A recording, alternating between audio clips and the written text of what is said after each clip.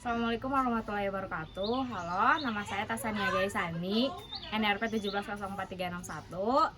Dalam video ini saya akan mencoba mensimulasikan salah satu teknologi dalam praktik pekerjaan sosial makro, yaitu focus group discussion atau diskusi kelompok terarah. Selamat menyaksikan. Assalamualaikum warahmatullahi wabarakatuh, ibu-ibu. Waalaikumsalam warahmatullahi wabarakatuh. Perkenalkan, sebelumnya mohon izin, nama saya Tasania Gaisani, mahasiswa praktekan Politeknik Kesejahteraan Sosial Bandung. Kebetulan lagi praktikum di Desa Paninjauan. Di sini kita akan ngelakuin diskusi secara terarah gitu. Di mana ntar saya di sini praktikan berperan sebagai moderator agar proses diskusi ini berjalan dengan lancar. Fokus group discussion ini atau diskusi kelompok terarah ini ada temanya. Nah, kali ini kita bakal ngebahas terkait permasalahan pemulung yang ada di Desa Paninjauan. Karena kebetulan ada 6 prioritas masalah yang kami temukan dari kelompok dan saya kebagian mengenai pemulung. Semua pernyataan dari ibu-ibu itu tidak ada yang benar ataupun tidak ada yang salah. Semua pernyataan itu diterima baik oleh praktikan dan kita semua, serta tidak boleh ada yang memotong pembicaraan antar partisipan. Nah, sebelumnya tak kenal maka kata sayangnya ibu-ibu, mungkin bisa saling memperkenalkan diri. Mungkin bisa dari ibu dulu. Neng, punten. Abi ibu Neng, abi mah di RT 7 penginten. Ya, saya Ibu Imas dari RW 7 juga. Dimas. Ya, Saya Ibu Uis dari RW 7. Bu Is. Ya, saya ibu Kokom Neng. Udah kenal atuh ya, saya Desa gitu nama saya. Oh, si ibu udah pada kenal juga. Ya, mohon. Baik, terima kasih Bapak dan Ibu atas perkenalannya. Nah, sebelum pelaksanaan FGD ini, saya juga udah ngelakuin asesmen dan observasi ke lapangan, dimana ketika saya di lapangan ternyata ditemukan terdapat 9 masyarakat pemulung yang ada di wilayah Desa Paninjauan, khususnya di wilayah RW 7.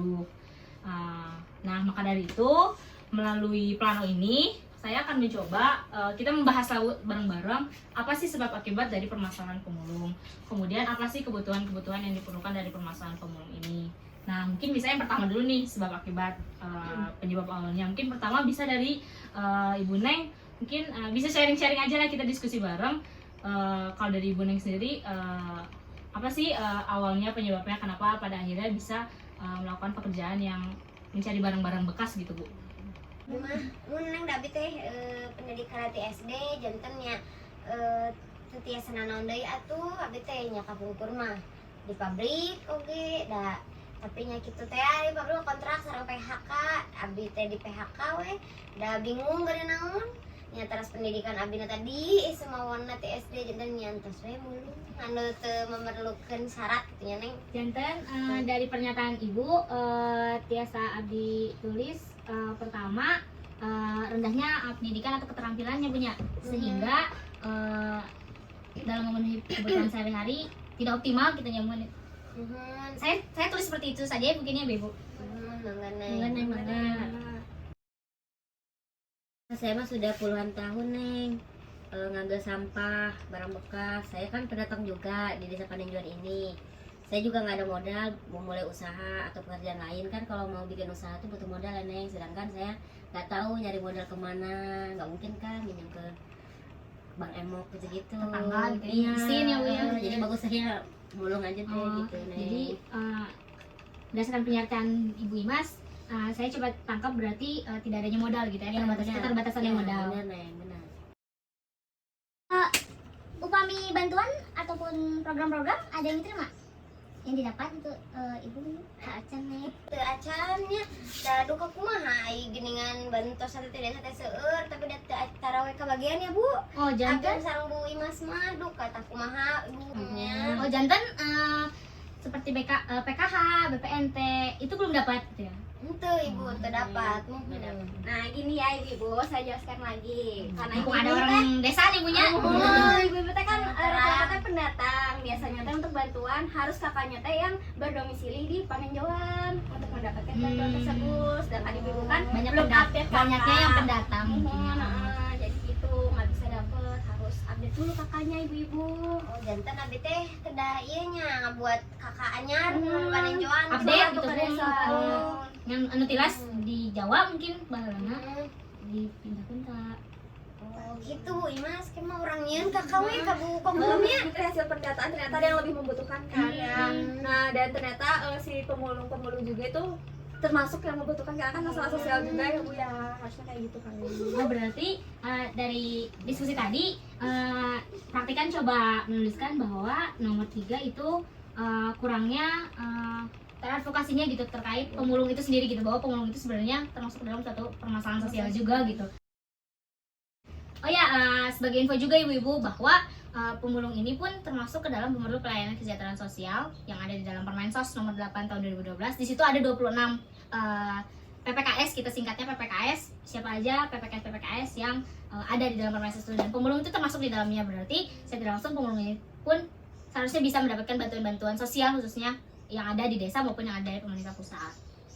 Tuh. Baik ibu-ibu, berarti ini udah ada nih 3 sebab akibat terkait permasalahan pemulung yang ada di desa Paninjauan.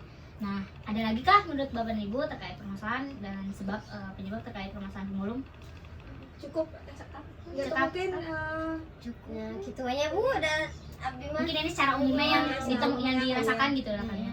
Baik, kalau gitu kita bisa langsung masuk aja ke bagian kebutuhan apa aja sih kebutuhan-kebutuhan yang dibutuhkan. Mungkin ada urgensitas yang diperlukan oleh pemulung-pemulung yang ada di desa Paninjauan. Mungkin bisa Bapak Ibu ada yang ini paling teh kan kalau pemulung teh suka ini ya, suka nyimpen barang-barang bekasnya teh di rumah. Nah, suka numpuk, terus suka jadinya tuh bau, menyebabkan bau tidak sedap, dan nanti kan ada serangga-serangga entah itu nyamuk, lalat. Nah, mungkin itu juga apa ya masalah yang harus ada kebutuhannya nanti gitu apa. Oh baik, berarti pertama yang dapat saya tangkap dari pernyataan Ibu.